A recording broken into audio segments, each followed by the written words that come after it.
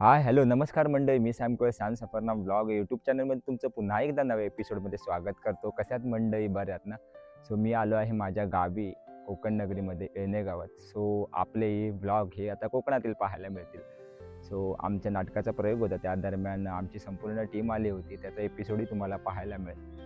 तर आता कोकण आणि मे महिने म्हटल्यानंतर कोकणात आंबे, काजू, फणस, करवंद, चिकू, त्याचबरोबर अशी वेगवेगळी फळं आपल्याला कोकणात पाहायला आणि खायला मिळतात. आणि कोकणातला जी मे महिन्यातली मजा असते ना, ती खरंच एक मन प्रसन्न करणारी असते. कारण की आपल्या गावातील जी मंडळी मुंबईमध्ये असतात, ते खास करून 8 दिवसासाठी सुट्टी घेऊन कोकणात येत असतात. सो मंडळी, आजच्या एपिसोडमध्ये आपण पाहणार आहोत देवाची पानं सुटतात, ते कशा पद्धतीने पानं सुटतात आणि ती पानं कोणकोणत्या ठिकाणी घेऊन जातात, हे व्हिडिओच्या माध्यमातून पाहणार आहोत. सांगायचं झालं तर मंडळी, पानं सुटणं म्हणजे कसं असतं, आता पावसाळा चालू होईल. तर पावसाळा चालू होण्याआधी आपण एक आपल्या ग्रामदैवतेला साकडं घालतो, की आम्ही आता आमची भातशेती पिकवणार आहोत. त्यासाठी आम्हाला भरभराट दे त्या भातशेतीमध्ये. त्याचबरोबर आमचे माणसं आहेत, ते शेतीसाठी जाणार आहेत. त्याचबरोबर गाय बैल आहेत, हे बाहेर निघणार आहेत. तर त्यांना कोणतीही इजा न होता आमच्या शेतीच्या कामात निर्विघ्नपणे पार पाड, असं आपण देवाला साकडं घालतो. असं ही पाणी सुटण्याची प्रथा आहे. सो इथून आपण जाऊया मंदिरामध्ये आणि कशा पद्धतीने पानं सोडली जातात हे पाहूया. त्या अगोदर मंडळी, तुम्ही जर आपलं चॅनल अजूनही लाईक शेअर सबस्क्राईब केलं नसेल तर आठवणीने करून ठेवा. त्याचबरोबर सॅम सफरना ब्लॉग इंस्टाग्राम पेजला फॉलो करा. हे गावातील ग्रामदेवतेचं मुख्य मंदिर आहे आणि हा ग्रामदेवतेच्या मंदिराचा परिसर आहे. हा परिसर आनंद देणारा आणि प्रसन्न करणारा, कारण या मंदिराच्या परिसरात एक वेगळीच पॉझिटिव्ह वाईब्स आपल्याला जाणवतात. अगदी चिमुकल्यांपासून अगदी वयोवृद्धापर्यंत प्रत्येक जण या ठिकाणी उपस्थितीत असतो.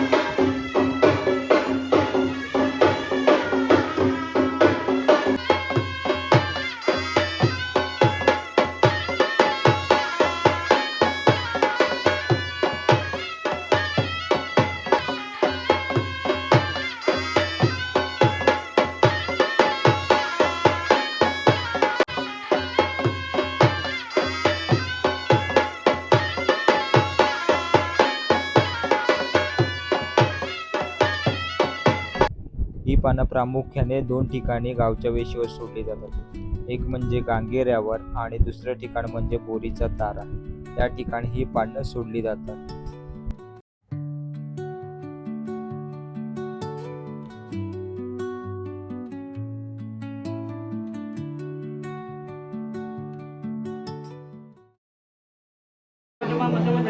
करून पेट करीन बाय बाबा आगोटची पानाची दोन उगवत मावळत दोन सिनेवची त्या पावसाळ्याच्या दिवस जवळ येऊन ठेपलेले आहेत.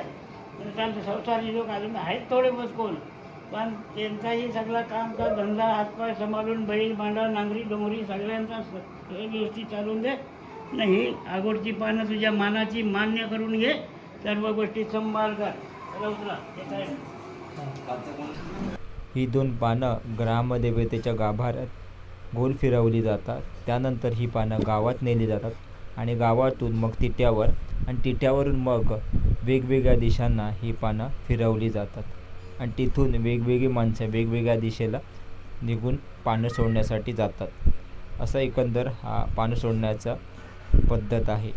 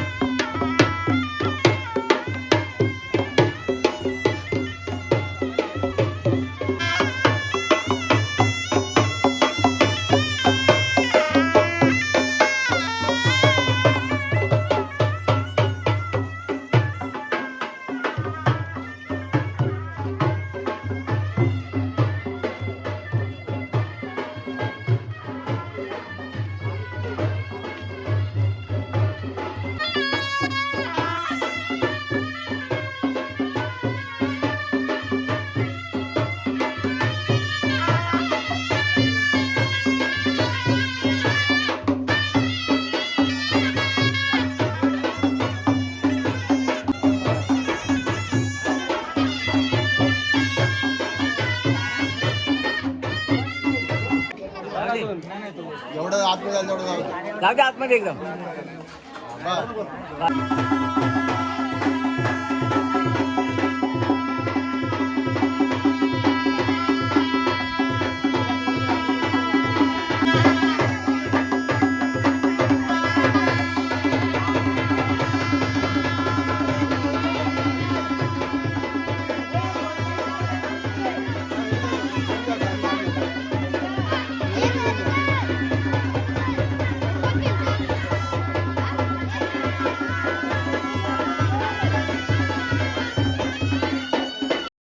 ह्या 2 व्यक्ती 2 दिशेनं पानं घेऊन गेल्यानंतर आम्ही बोरीचा तारा या ठिकाणी पानं घेऊन निघालो आणि इथे जर पाहिलं तर आपण देवाच्या विधी चालू आहेत.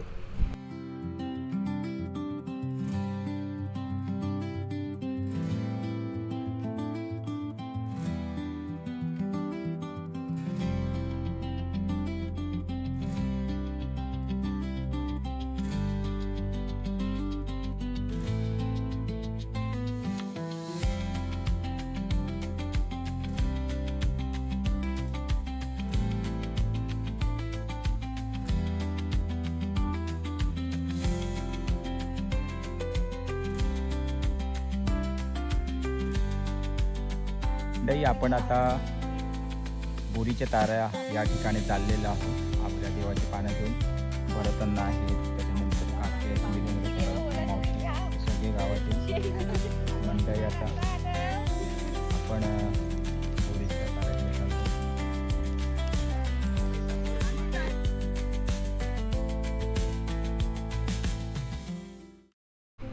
संपूर्ण ग्रामस्थ मंडळ, महिला मंडळ, तसेच मुंबई मंडळ आणि तरुण पिढी ही खाली बोरीच्या दिशेने निघालो आहोत.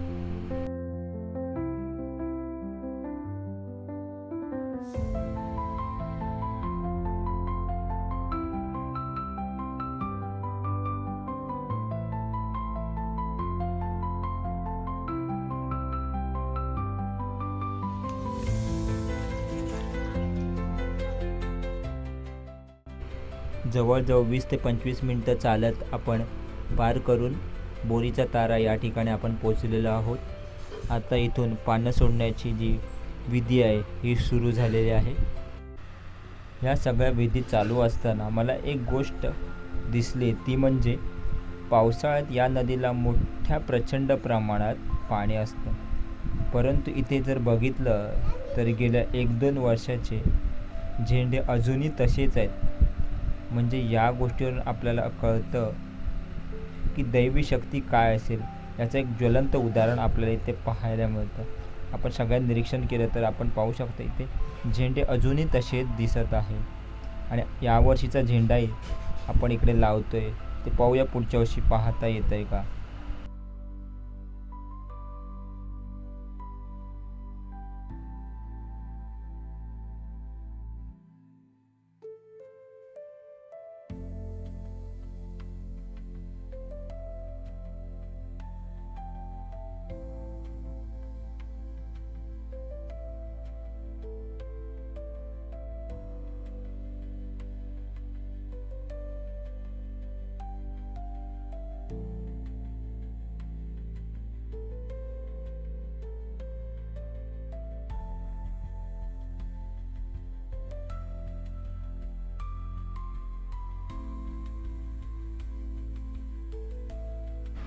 चला तर मंडळी, पाणी सोडण्याचा विधी हा पूर्ण झालेला आहे.